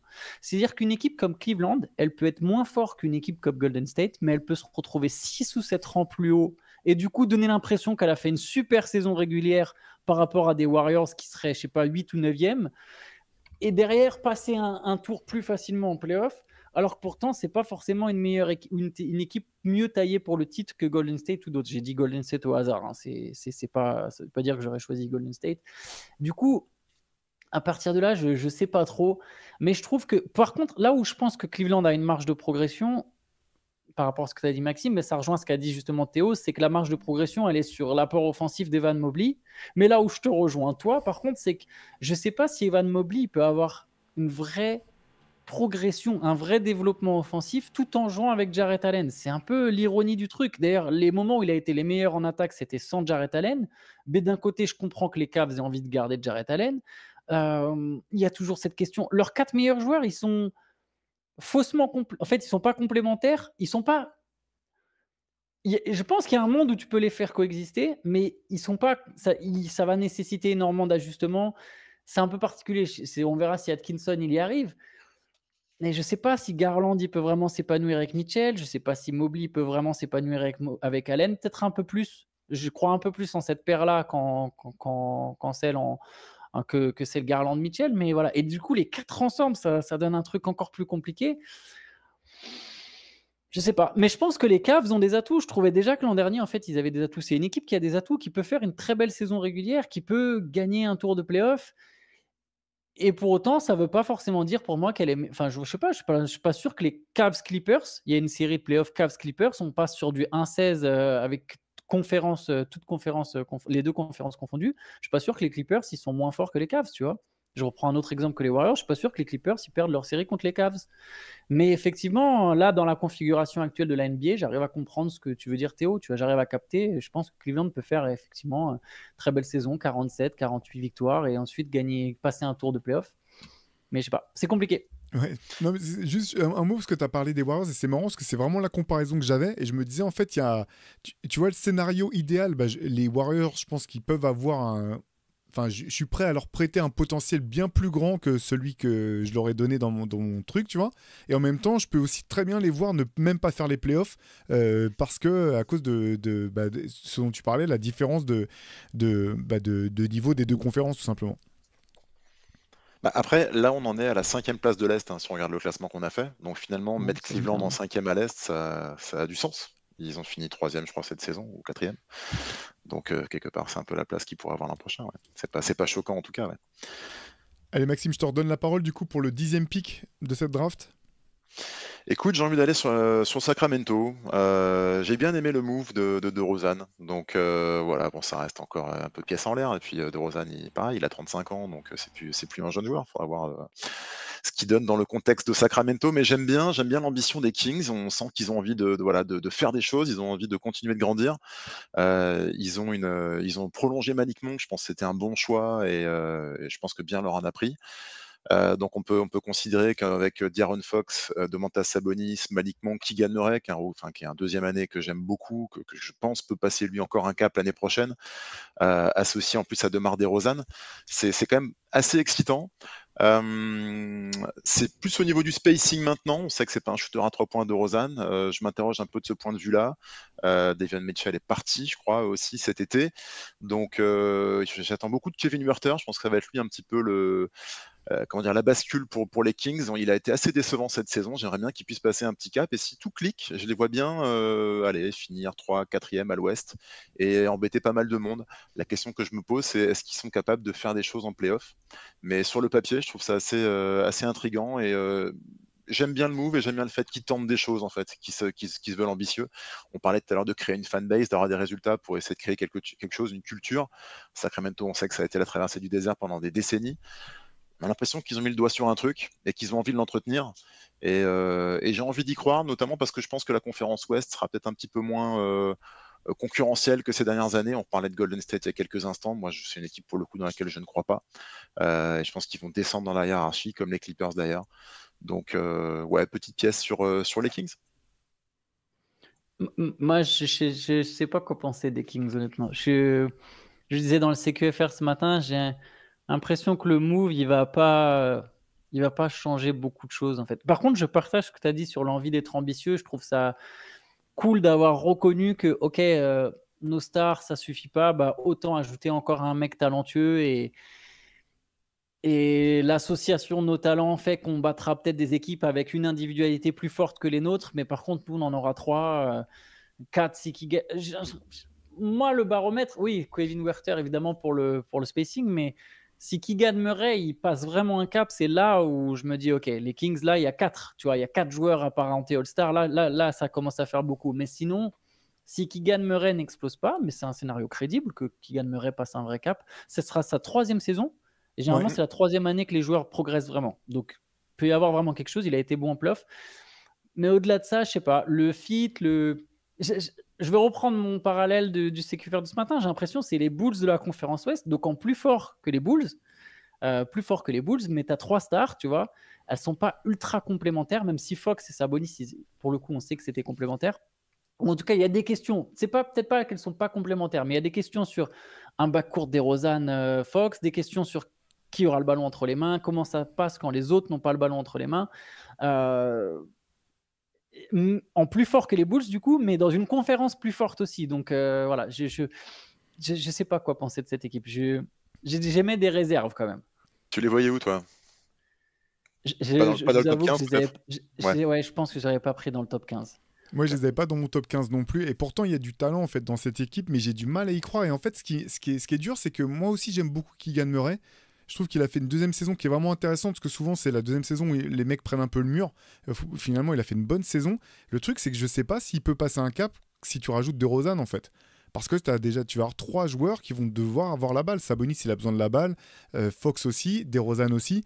Et du coup, c'est ça qui m'inquiète un petit peu pour la trajectoire de progression de Keegan Murray. C'est est-ce qu'il aura suffisamment la balle pour pouvoir être autre chose que simplement un spot-up shooter, se mettre dans le corner et attendre que les autres fixent pour lui, quoi. C'est la question que je me pose. J'ai du mal à évaluer le potentiel. En fait, je suis prêt complètement à accepter que je me plante et que tu aies raison, Maxime, tu vois, qu'il soit à ce niveau-là, qu'il fasse une super belle saison régulière. Et en même temps, il y a un truc qui fait que j'ai un peu de mal à les prendre au sérieux. C'est vrai que j'ai été très déçu en fait de leur saison cette année et notamment le fait qu'ils n'arrivent pas à sortir du play-in. Enfin, je me focalise peut-être trop là-dessus, mais tu vois, je me dis, tu as un match à prendre contre les Pelicans, Zion joue pas.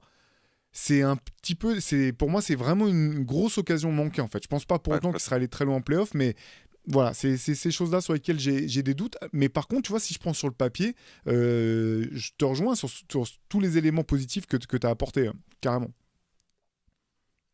On va suivre ça avec attention. Antoine, qu'est-ce que non, mais c'est un peu le pari risqué, c'est clair. Pour moi, c'est pièce en l'air, c'est pile ou face là. Après, je parierais pas ma maison non plus sur les Cavs, comme je l'ai dit juste avant. Donc là, on est dans de toute façon un moment du classement où c'est forcément un peu des paris, quoi. Antoine, t'as qui toi pour la suite? La suite, c'est dur. La suite, c'est dur. Et je vais choisir Phoenix. Je sais que ça surprend, mais je vais choisir Phoenix, qui a quand même fait une grosse saison régulière. Enfin non, pas fait, pardon. C'est pas un bon terme, c'est pas vrai du tout. Ils n'ont pas fait une grosse saison régulière par contre, pardon. Ils ont fait une saison régulière très irrégulière pour le coup. Et quelque part, ils sont jugés par rapport à leurs attentes, aux attentes qui étaient suscitées. Est-ce que vous avez une idée du nombre de matchs que les Suns ont gagnés quand même la saison dernière? Je sais pas, j'aurais dit une cinquantaine. Mais... Ouais, j'aurais dit 52, allez, je veux dire ça. Ok, non, mais ok. Bah, autant pour moi, je pensais, je allais faire le malin, je pensais que vous alliez dire 42, 43, et j'allais vous dire, ils en ont quand même gagné 49. Ouais. Enfin, ils en ont gagné 49, ce qui est quand même beaucoup, c'est beaucoup de matchs, 49, je sais pas, t'es peut-être troisième à l'Ouest, troisième à l'Est en fait, avec 49 victoires. T'es pas loin même de la 2e place, ils étaient à... t'es 50 victoires le 2e à l'Est, tu vois. Donc quelque part, tu as gagné beaucoup de matchs en étant dans une conférence difficile. Et quand même, pour gagner beaucoup de matchs, il faut du talent. Il y a un nouveau coach qui arrive que j'aime bien, Mike Budenholzer, qui, je pense, saura mieux faire fonctionner cette équipe. Ce qui m'a marqué avec cette équipe des Suns, c'est qu'elle était irregardable. Franchement, c'est dégueulasse. Malgré le talent, il n'y avait vraiment aucune idée. Je me dis, mais Frank Vogel, il est arrivé. Alors, tout ne dépend pas de lui. Il y a évidemment plein de choses qui dépendent des stars, d'autres facteurs, etc. Mais j'ai rien vu se mettre en place, quoi. Je trouvais ça moche à regarder, ça m'a déçu. J'espère que Budenholzer, ça sera un peu mieux. Et mine de rien, tu gardes une équipe qui a Devin Booker, Kevin Durant. J'ai beaucoup plus de réserves sur Bradley Beal. J'ai beaucoup plus de mal avec Bradley Beal, mais ça reste un mec capable de faire... Voilà, on rejoint ce côté. Sur une saison, tu vois, tu sais qu'il y a des années où ça peut tomber. Un mec comme ça, sur une année, il peut être très fort. Et si tu as un Bradley Beal très fort et qui n'est pas trop blessé, Ça fait des grossis, hein, mais ça reste des possibilités. Royce O'Neal, c'est plutôt pas mal. Il y a eu qui? Montemoris. L'effectif est évidemment pas assez complet. Ça manque de two-way players. Il n'y a pas assez de two-way players, mais il commence à y en avoir suffisamment pour avoir une équipe à peu près crédible. Et je parle d'équipe et pas au-delà du Big Tree. Et je me dis que du coup, les Suns, quelque part, ils peuvent pas faire pire que l'an dernier, en fait. Sortir au premier tour, ils vont forcément faire mieux. On parlait de ces histoires de progression, régression. Je pense que Phoenix, ça fait partie des équipes qui vont mieux se débrouiller, en fait. Peut-être qu'ils gagneront pas autant de matchs, peut-être qu'ils gagneront 47 matchs ou 49 ou à peine genre 51, à peine plus. Mais je pense que dans le jeu, ça sera mieux. Je pense que ce sera plus cohérent, il y aura plus de vécu commun et on a quand même des mecs très talentueux, notamment 2 très talentueux. Alors oui, Kevin Durant, il est un peu vieux, mais Booker, il est encore dans la force de l'âge. Je pense que cette équipe, elle a les moyens de passer un tour. Après, oui, ils seront jamais. Au final, ils ne seront pas champions. Et c'était leur objectif avoué quand tu fais un all-in comme ils l'ont fait. Je pense que ça ne marchera pas. Je crois qu'on l'avait dit dès le départ. Mais ça reste quand même une équipe qui, je pense, va faire mieux. C'est dur, hein. Tu te dis, c'est-à-dire que tu as misé tout ça, tu as handicapé tout ton avenir pour avoir une équipe qui va être une bonne équipe et qui peut passer un tour. Moi, je te rejoins là-dessus, Antoine. J'ai du mal à leur prêter un plafond plus haut que ça, hein, à l'Ouest. J'ai l'impression que Kevin Durant, le train est passé. C'est un très bon joueur NBA, mais c'est plus le joueur inarrêtable qu'il a été. Devin Booker est en plein dans son prime, ça je suis d'accord. Ça je conteste pas. Et Bradley Beal, scénario idéal, il est bien meilleur que ce qu'il a été cette année, mais c'est quand même une des... Oui, il a un salaire de star, donc on va en parler comme d'une star, mais c'est vraiment un joueur irrégulier au très haut niveau, en fait. Et j'ai du mal à voir de meilleurs scénarios que ce que tu as proposé, Antoine, et c'est dur quand tu payes autant. Non, c'est clair, mais en fait, l'an dernier, ils ont joué les uns après les autres. En fait, ils se sont regardés jouer à tour de rôle et c'était catastrophique visuellement. Je suis complètement d'accord avec toi, Antoine, c'est que c'était une purge à regarder. Et je pense que Mike Budenholzer peut apporter des choses hyper positives dans la stratégie d'équipe, dans l'alchimie qu'il va pouvoir trouver entre ces différents joueurs, parce qu'il a quand même de la matière. Après, je pense qu'elle est vachement déséquilibrée, cette équipe, parce qu'au-delà des 3 stars, c'est quand même beaucoup plus compliqué. À l'intérieur, c'est pas non plus incroyable. Et comme vous dites, Kevin Durant, il est vieillissant. Moi, ce qui me déçoit le plus, outre Bradley Beal, qui je trouve fait peut-être sa moins bonne saison à Phoenix l'an dernier en carrière, c'est le positionnement de Devin Booker. Pour moi, ça devait être l'équipe de Devin Booker. Devin Booker, il a montré qu'il pouvait être un scoreur de premier rang, un excellent joueur dans cette ligue. Ça aurait dû être construit autour de lui, parce que c'est le mec du coin, il est chez lui, et que finalement, il accueille 2 stars qui le rejoignent dans un projet commun. Et c'est pas du tout ce qui s'est passé, en fait. Il n'y a eu aucune hiérarchie qui a été mise en place. On a vraiment eu l'impression qu'il y avait 3 stars et le reste de l'équipe. Mais c'est pas comme ça que ça fonctionne généralement. Et j'attends vraiment de Mike Budenholzer qui vienne vraiment mettre une hiérarchie dans cette équipe pour qu'elle puisse avoir du sens aussi. Et je pense que c'est une possibilité. Je pense que on peut le voir arriver, ça. Et pour autant, comme vous dites, je ne les vois pas passer plus d'un tour en playoff. Et ça s'arrêtera là. Je serais très surpris qu'ils aillent plus loin que ça. Je suis totalement d'accord avec ce que tu dis quand tu dis qu'il y avait l'impression qu'il y avait limite la lutte des classes, quoi, les 3 stars et les autres. Et le truc, en fait, c'est que si tu construis une équipe comme ça, on en avait déjà parlé dans un podcast, tu as besoin que tes stars participent à faire le sale boulot, en fait. Exactement. Parce que dans ce cas-là, vous êtes ensemble pour jouer entre stars, mais ça veut dire qu'à tour de rôle, vous allez devoir compenser justement et faire une partie du sale boulot, parce que je te rejoins aussi complètement, Antoine, ça manque de two-way players de qualité, en fait. Et parfois, tu avais des mecs qui pouvaient qu'attaquer ou que défendre qui étaient autour de ces mecs-là, et ça pouvait pas fonctionner comme ça. Donc je suis curieux, et comme vous l'avez souligné tous les deux, de voir comment Budenholzer va organiser ça pour donner du lien et permettre aux role players d'apporter ce qu'ils peuvent apporter, mais pour ça il faut que les stars, parce qu'on parle tout le temps de sacrifice, parce que le terme que je trouve assez toujours qui me dérange quand on parle de sport de sport en général, mais pour le coup si y a un sacrifice à faire, c'est même pas tant qui va prendre moins de tirs, c'est qui va accepter de faire plus les aides, d'aller plus participer au rebond défensif, faire ces choses là, parce qu'ils vont devoir s'y coller s'ils veulent faire plus qu'un premier tour. Complètement. Vas-y. À titre d'exemple par rapport à ce que tu disais, c'est que c'est ce qui s'est passé au Mavs, je trouve. L'an dernier, quand Kyrie est arrivé, tu avais 2 stars à peu près au même niveau. J'ai pas eu le sentiment qu'il y en avait un qui voulait jouer pour l'autre, mais les deux avaient envie de se passer la balle. C'était pas le sujet. Par contre, cette année, j'ai l'impression que Irving s'est mis plus au service du collectif, de Luka Doncic, en faisant peut-être davantage de choses, en oubliant le scoring par moment pour se concentrer sur d'autres tâches. Et c'est comme ça qu'ils sont arrivés en finale NBA. Donc je te rejoins complètement par rapport à ça, et c'est ce qui pourrait aider potentiellement Phoenix l'année prochaine. Et bah, c'est parfait. Non, mais c'est nickel. Ça me fait une super transition parce que je suis tout à fait d'accord avec toi. Et je pense que Kevin Durant doit arrêter de jouer ballon en main en dehors de ces possessions où il démarre à 45 derrière la ligne à 3 points. Je pense qu'il peut plus le faire en fait. Il a plus assez le jus contre certaines défenses pour le faire. Je pense que Kevin Durant, tu dois l'utiliser. Je pense que c'est toi, Théo, un jour qui a pris cette comparaison, mais un Dirk Nowitzki vieux, mais du coup en super puissant, parce que t'imagines, c'est quand même un joueur beaucoup plus fort que ce que Dirk Nowitzki, il était vieux, mais tu le fais jouer des fois au poste haut pour créer ou pour shooter, des fois tu le fais venir d'en bas via un pin down, mais il prend la balle, je sais pas, tête de raquette, tu vois, tu essayes de le moins souvent l'avoir ballon en main pour pas qu'il se fatigue à essayer de faire la différence en vitesse par rapport à des mecs qui aujourd'hui sont plus athlétiques que lui, où ça le crève. Et on l'a vu avec Brooklyn, il a galéré contre la défense de Boston il y a 2 ans, je crois que c'était. On l'a vu galérer finalement par moment, on l'a vu galérer face à la défense des Timberwolves. Il peut plus attaquer de loin et scoltiner un Jaden McDaniels qui est sur ses... Alors que par contre, un Jaden McDaniels à 4-5 mètres, il aura toujours son avantage de taille s'il n'a pas besoin de faire la différence en dribble. Kevin Durant, il faut qu'il joue comme ça. Bradley Beal, il faut que ça soit qu'un secondary playmaker qui accepte enfin de bouger ses fesses quand il n'a pas la balle. Tu vois, qu'il y a un mec qui se dise, bah tiens, mais si je coupe, je vais... Tu vois, bah, Kevin Durant, il vient de choper la balle au poste haut, boum, direct de l'autre côté, il y a une coupe qui arrive de Bradley Beal. Quand il y a une erreur d'inattention de la défense, c'est 2 points faciles. Ou alors, c'est des shoots. C'est quand même un bon shooter à la base, Bradley Beal. Ça a toujours été un slasher, mais c'est un bon shooter. C'est un super shooter qui soit utilisé un peu de temps en temps comme ça. Et que le premier playmaker, bah, ça reste Devin Booker. Et oui, il n'y aura pas d'organisateur de jeu dans cette équipe, mais il y en a pendant longtemps, il n'y en avait pas eu à Boston non plus.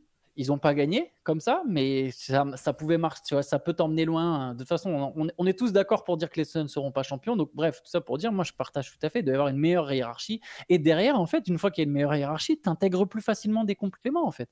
Un Royce O'Neal, il sait qu'il va aller poser des écrans, puis aller ressortir pour aller shooter à 3 points. Et il ne va pas juste attendre, en fait. Ils sont tous là en train d'attendre. Les Suns, c'est ça. Tout le monde regarde et t'attend, et il y a des attaques de plots un par un. Enfin, bref, c'était insupportable. Ouais, c'est clair. Allez, j'enchaîne moi pour le dernier pick de cet avant-dernier tour. Moi, je vais prendre les Lakers parce que je pense qu'en fait, il y a tellement de bruit autour de cette équipe qu'on en oublie que c'était une très bonne équipe l'an dernier. Voilà, c'était une bonne équipe, vraiment une équipe sérieuse. Je pense qu'ils seront tout aussi bons, au moins tout aussi bons cette année. Tant qu'ils auront LeBron et Anthony Davis, ça sera une équipe solide et dangereuse. Je pense pas que cette équipe aura le potentiel de jouer le titre ou de passer des tonnes de tours de playoff, mais je pense que ce sera une bonne équipe. J'ai beaucoup aimé la draft de Connect. Voilà, je pense que c'est un mec qui est NBA ready, qui va être parfait et qui apporte pile ce dont cette équipe avait besoin. Finalement, j'ai l'impression que le plus gros ennemi des Lakers, ça sera les Lakers. Les attentes, la hype qu'il va y avoir autour de Bronny, autour de JJ Redick, autour de toutes les petites phrases, tous les petits trucs, parce qu'il va y avoir des erreurs, c'est obligatoire. J'ai l'impression que c'est limite ce qui peut le plus handicaper cette équipe, mais sinon, je pense que ça sera une équipe vraiment solide.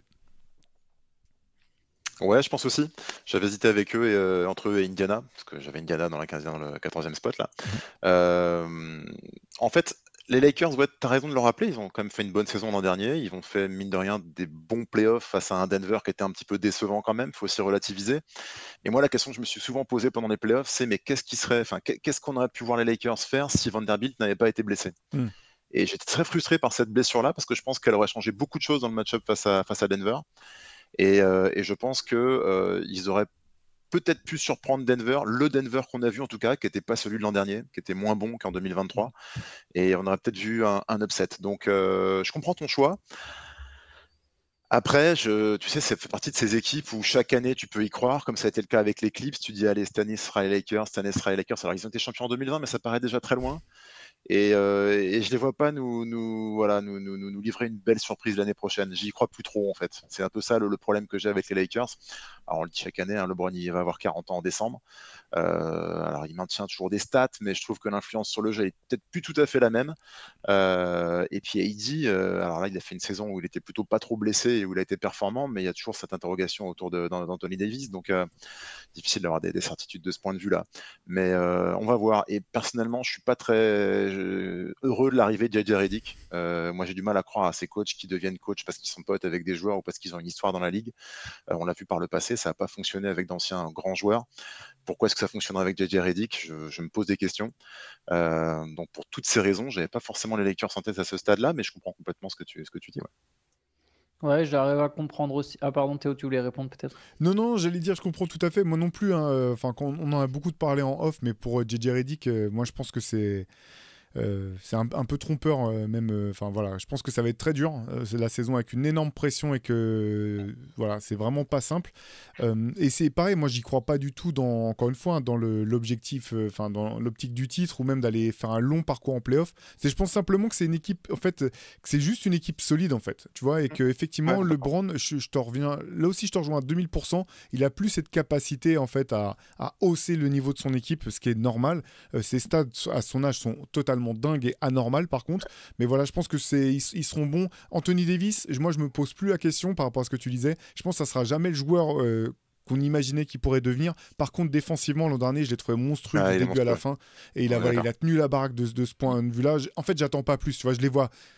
Je vois pas de joueurs qui peuvent passer de cap dans cette équipe des Lakers, mais je pense qu'en l'état, c'est une équipe qui est solide en fait, simplement. Ah, mais t'as raison, c'est ce manque de passage de cap des autres joueurs en fait qui fait qu'il y a un plafond aux Lakers. Austin Reeves, on l'a pas vu passer un cap. Chimura, on l'a pas vu passer de cap. C'est des joueurs qui auraient pu permettre. Et puis D'Angelo Russell, c'est aussi tout le drame des Lakers. Là, on sait qu'il va rester. Enfin, a priori, en tout cas pour l'instant, il est toujours un Laker. Et c'est aussi le drame de cette équipe, c'est qu'ils ont quand même un mec qui coûte cher, qui est décevant, qui est pas performant, qui en playoff se trouve, mais dans les grandes largeurs, mais enfin comme rarement des joueurs de ce calibre-là peuvent se trouver, quoi. Et ça fait trop pour les voir un peu plus beaux qu'ils ne sont véritablement. En fait. Ouais. Je partage tout ce que vous avez dit. Je pense de toute façon, on arrive au stade du ranking où c'est des équipes qui n'ont pas vocation à aller chercher un titre. Et... Par contre, ce qui est l'ironie avec les Lakers, c'est qu'il y a toujours une partie des Lakers ou des fans de LeBron ou même finalement de JJ Redick quand il arrive et qui dit je pense que cet effectif n'est pas très loin de pouvoir jouer le titre. Tu as toujours une partie du public qui est persuadée que Los Angeles sera candidat au titre. Je pense que voilà, faut voir cette équipe comme une équipe solide et basta. Allez, on passe au dernier tour de draft. Alors, un petit récapitulatif à nouveau. Donc, Boston, Dallas, OKC, Denver, Milwaukee, New York, Philadelphie, Minnesota, Cleveland, Sacramento, Phoenix, Los Angeles.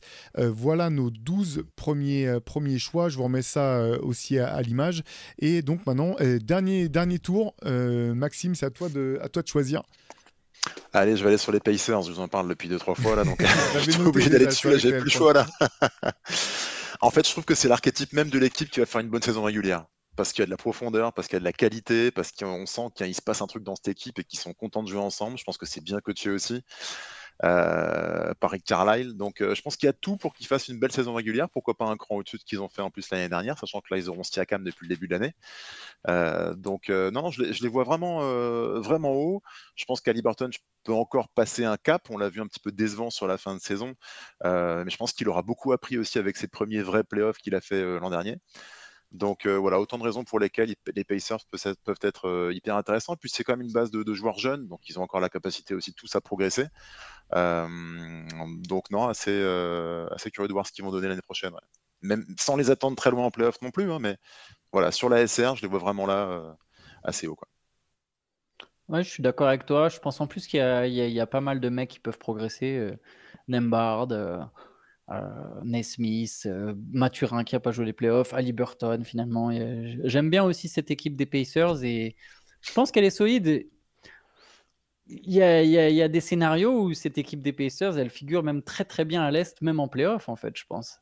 Après, il faudrait que certaines équipes sous-performent un peu, comme ça a été le cas finalement quand ils sont allés en finale de conférence parce qu'il y a eu des blessés ou des équipes qui se sont retrouvées pas au complet. Mais je pense que là, par exemple, avec tout le monde au complet, les Pacers pourraient se rapprocher de la tête si les Bucks déçoivent, si les Sixers déçoivent. Et là, je parle même pas forcément d'absence. Si les Knicks déçoivent, je me permets de le mettre dans le lot. Mais cette équipe d'Indiana, elle a un style, elle a de la qualité, elle a deux leaders du coup. Il y a beaucoup d'atouts. Moi, j'aime bien aussi cette équipe des Pacers. Moi aussi, ce que j'attends de voir, c'est si cette identité défensive qu'ils se sont découvertes un petit peu sur la fin, s'ils sont capables de répliquer ça en fait. Parce que là, je trouve que s'ils sont capables d'alimenter leur attaque comme c'était le cas et qu'ils se trouvent une fibre défensive plus marquée, hein, je ne m'attends pas à ce que ce soit la meilleure défense de la ligue l'an prochain, mais je pense que c'est un vrai game changer potentiellement pour eux. À l'Est en tout cas. Ouais, c'est clair. Moi, le fantasme que j'ai, c'est de voir une équipe qui n'a pas de superstar qui arrive à aller au bout. Donc, j'ai toujours cette ambition de voir un jour, voilà, l'équipe qui va y arriver. Alors, je sais pas si les Pacers le feront, je pense pas. Mais ça me rappelle un petit peu Atlanta, tu sais, dans les années 2014, 15, 2014, 2015, ouais, je crois. Ouais, Ils en avaient Force 4 League. stars, ils avaient fait des super saisons régulières, ça tournait bien, mais en playoff, c'était insuffisant. Il leur manquait la superstar pour passer des tours et accéder jusqu'à la finale. Mais j'ai un peu ce rêve-là de voir un jour une équipe avec un super collectif, de la profondeur, sans superstar, arriver à aller au bout et montrer que le basket, c'est un sport collectif et qu'on peut gagner avec un super collectif, quoi. On verra. Allez Antoine, 14e pick pour toi. C'est compliqué. Je prends une équipe qui est souvent critiquée, mais je prends les Clippers. Mais je sais pas, c'est dur. Je suis désolé, hein. J'aurais dû préparer un peu mieux et réfléchir un peu mieux à mes arguments. Je sais pas si je veux prendre les Clippers ou Golden State, mais je veux prendre une équipe de l'Ouest. Il pourrait y avoir les Pelicans, en fait, si Zion était... C'est dur, hein. C'est très très dur ça, le dernier choix. Ah là là là là. Les Pels, c'est tentant quand même, hein. Mais je suis un peu sceptique sur l'arrivée de Dejounte Murray quand même. J'ai des réserves en fait sur l'arrivée de Dejounte Murray, mais c'est vrai que ça va quand même être beaucoup plus dynamique que les Clippers, quoi. Est-ce que je botte en touche et je prends les Warriors? Allez, je vais prendre les Pelicans. Je vais me laisser influencer. Je vais me laisser influencer. Je vais prendre les Pelicans en disant que Zion Williamson va faire une grosse saison régulière. On peut le présenter comme ça. Allez. Zion Williamson, je pense que c'est l'année, là, mon grand, il faut y aller. À un moment, faut tenir 65 matchs. C'est quand même un talent de fou. Et si lui, il est là, en fait, je m'en fiche de qui est autour. Je m'en fiche que ça colle pas niveau spacing. Tu sais, je sais, lui, il a même pas besoin de spacing, en fait, Zion. C'est quand même c'est fou parce que quand tu vois le profil du mec, tu te dis, ah, va absolument falloir qu'il y ait des shooters autour de lui pour l'ouvrir de l'espace et tout. Mais en fait, quand tu le regardes jouer, tu te rends compte qu'il a pas besoin de spacing.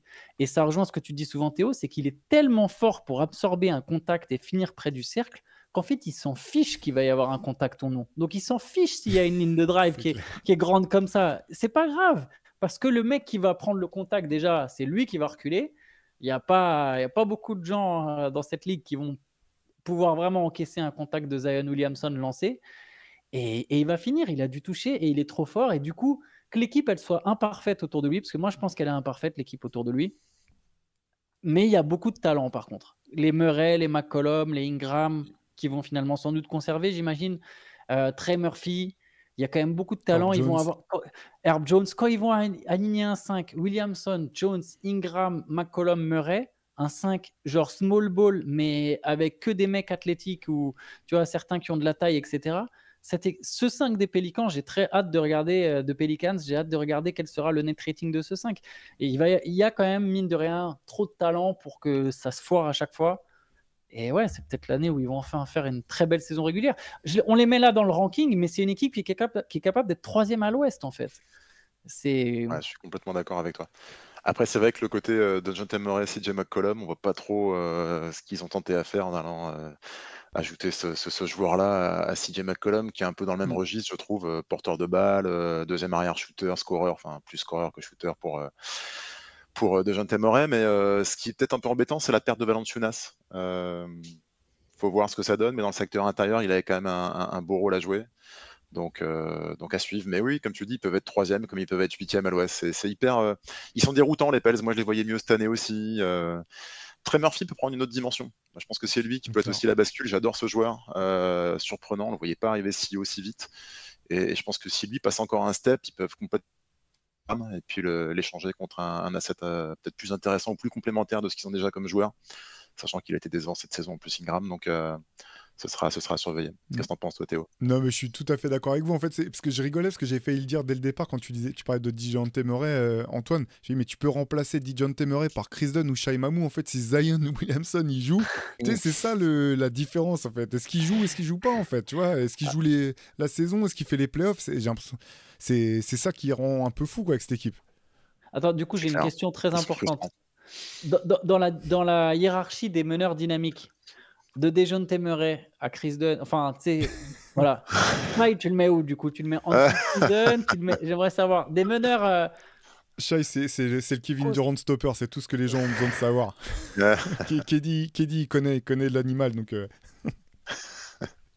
Non mais je suis d'accord en fait, et franchement il y a plein de talents dans cette équipe. DeJounte Murray, je vous rejoins sur le fit en fait. Tu sais pas trop quel est le fit, mais en fait c'est quand même un joueur de qualité, et au bout du compte, s'il y a quelque chose à faire pendant la saison, bah, au moins tu as des joueurs que tu peux échanger pour faire en sorte qu'il y ait un meilleur fit si ça colle pas en fait. Mais la vraie question, c'est ça reste Zion en fait. Cette équipe elle va nulle part sans lui, mais avec lui elle peut aller loin quoi. C'est ça c'est ça qui est insupportable, Stéphane des Pelicans quoi. Ouais, c'est clair. Et du coup, c'est à moi que revient le dernier pick, donc le 15e pick de notre draft. Pas simple. Pas simple, je suis partagé entre un choix du cœur complètement absurde et deux choix plus raisonnés. Je vais prendre le pari de la jeunesse et de la continuité quand même. Je pensais pas du tout le prendre là. Ouais, et je vais partir à l'Est et je vais prendre le Orlando Magic. Ouais, c'est clair. Parce qu'en fait, tout à l'heure, j'ai pris les Cavs vraiment haut. C'est une série qui était en 7 manches, qui a été disputée justement face à Orlando. Moi, j'adore Paolo Banchero. Je pense vraiment que c'est c'est une potentielle superstar. Il n'en est pas là, mais j'ai l'impression qu'il a tous les outils pour atteindre ce niveau-là. C'est une équipe qui est jeune, qui est dans la continuité et qui peut progresser juste en étant ce qu'elle est. Donc, j'ai envie de prendre Orlando. Voilà, c'est vraiment le type d'équipe, je pense, autant tout peut bien se passer, ils passent un tour de play-off et c'est cool, et autant ils peuvent se craquer complètement parce qu'il y a une blessure ou que la sauce prend pas comme elle devrait. Mais j'ai l'impression qu'il y a trop de talent dans cette équipe pour que ça puisse pas progresser en fait. Tu les avais vu venir, toi, du coup, Maxime, quand j'ai annoncé dès le début? Ouais, je savais que tu parlais d'Orlando. Ouais. Moi, je les avais aussi là, même voire plus haut, parce que j'aime beaucoup le noyau dur de cette équipe, en fait. Je les trouve en défense, on sait qu'ils n'ont rien lâché toute la saison, donc ils se sont construits un ADN là-dessus, et on sait que c'est ce qui fait gagner en NBA. Donc ça, c'est aussi une garantie pour cette équipe-là. Banchero, je pense qu'il est loin d'avoir atteint son plafond. Je suis entièrement d'accord avec toi. Il peut être une superstar de cette ligue. Il a tout en magasin, hein, que ce soit le tir, le slash, le physique, tout. Enfin, vraiment, il lui manque pas grand-chose. Même le manque qu'il a, il a une espèce de clutch attitude qu'on a vu aussi plusieurs fois dans les fins de match l'année dernière. Franz Wagner, je pense qu'il peut aussi encore progresser. On n'est pas du tout à son top, donc il peut vraiment passer encore des paliers. Il y a KCP, j'en ai parlé tout à l'heure en disant du bien. Je vais continuer d'en dire du bien. Je pense que c'est un super complément pour cette équipe-là, qui va leur apporter pas mal de choses, de l'expérience, qui leur a beaucoup manqué en playoff. On s'en est rendu compte face aux Cavs. Donc non, je pense qu'Orlando avait fait une belle saison l'an dernier, mais je pense qu'il peut faire encore mieux avec une équipe très jeune. Jonathan Isaac, il a repris des sensations l'an dernier, il a été longtemps blessé. Je pense qu'il peut aussi, lui, continuer à progresser parce que ça reste un très jeune joueur. Puis quel défenseur, hein, franchement. Et quel défenseur exceptionnel. Avec le peu de temps de jeu qu'est le sien, il arrive à faire des choses incroyables. Jalen Suggs, il a encore capacité à évoluer, à progresser lui aussi, et il a fait une très bonne saison. Enfin, il y a plein de choses hyper positives. Et puis, encore une fois, c'est comme aux Pacers, il se passe des choses dans cette équipe. Elle a été moribonde pendant très longtemps, on ne savait pas trop où est-ce qu'elle allait. Et là, elle s'est enfin trouvé une identité, un roster, des jeunes prometteurs. On peut parler de Wendell Carter Jr. aussi, qui n'est pas un mauvais joueur, qui fait le taf à l'intérieur. Enfin, ils ont plein d'assets de joueurs qui peuvent se développer encore tous ensemble, avec une certaine alchimie qu'ils ont commencé à trouver. Et s'ils fusionnent tout ça et qu'ils arrivent à monter encore crescendo autour d'une superstar qui pourrait se révéler en la personne de Paolo Banchero, franchement, l'avenir, il est radieux en Floride. Ouais, je partage tout ce que vous avez dit. Moi aussi, j'aime beaucoup Banchero et je pense que Franz Wagner a aussi un potentiel très intéressant. Suggs, la progression de Suggs a été intéressante après une saison rookie compliquée. Ouais. Suggs, il est bien remonté en puissance. Après, voilà, faudra un espèce de surplus offensif. Faudra qu'Kentavious Caldwell-Pope soit motivé. Mais il y a des armes pour passer un cap, clairement. Ouais, je pense que la saison dernière était décevante pour Franz Wagner. Vraiment, je pense qu'il a plus que calé, il a même régressé. Et je pense qu'il est trop talentueux et trop jeune pour pas pouvoir rebondir, en fait. Et que, ne serait-ce que si c'est juste ça, en fait, plus un role player comme KCP, ça peut vite avoir un effet d'engrenage qui fait que ton équipe a passé un cap en attaque, parce que c'est vraiment là qu'il faut que ça progresse, quoi, clairement.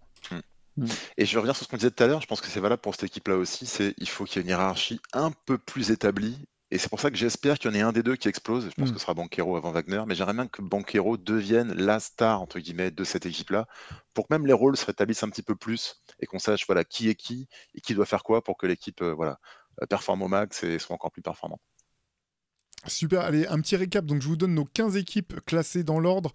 Boston Celtics, Dallas Mavericks, OKC Thunder, Denver Nuggets, Milwaukee Bucks, New York Knicks, Philadelphia Sixers, Minnesota Timberwolves, les Cleveland Cavaliers, Sacramento Kings en 10. Et pour les 5 derniers, Phoenix Suns, Los Angeles Lakers, Indiana Pacers, New Orleans Pelicans et Orlando Magic. Voilà notre top 15 de ce power ranking bien trop précoce. Voilà, vous savez, on pourra en refaire un juste avant la reprise de la saison et avoir la moitié des choses qui auront changé, ça j'en doute pas. N'hésitez pas à nous dire en commentaire en tout cas, voilà, vous, ce que vous auriez vu, s'il y a des choses avec lesquelles vous êtes d'accord, pas d'accord. Comme toujours, on est ravis d'avoir vos avis. Et puis, on vous donne rendez-vous toute la semaine pour les CQFR. Il y a une late session, Antoine, mardi, comme d'hab. Ça serait sans moi, mais je crois qu'il y en aura une. Donc, il faudra redemander ça à Shai demain. Voilà, Let's Session mardi, on verra ça, on vous annoncera ça demain dans le CQFR. En tout cas, vous savez où nous trouver tout au long de la saison. Et puis encore une fois, n'hésitez pas à aller sur Basket Session pour consulter les news ou les sessions qui ont été postées, mais aussi à créer les vôtres. Voilà, s'il y a des sujets que vous voulez partager avec nous, des analyses que vous avez ou simplement des choses que vous avez vues passer, vous savez que sur Basket Session, maintenant, vous pouvez faire ça. Et nous, on est ravis de vous servir de forum pour que vous puissiez discuter aussi par vous-même. Maxime, merci encore d'avoir été avec nous pour ce podcast, c'était plaisir. Merci Théo, merci Antoine. Avec grand plaisir, la première mais clairement pas la dernière. On verra si on arrive à trader Antoine la prochaine fois, mais ça me semble plus dur. Il a des no trade clause dans son contrat, il a le même agent que Bradley Beal. En tout cas, on vous souhaite de passer une super journée et on vous dit à très vite. Ciao. Ciao. Salut à tous.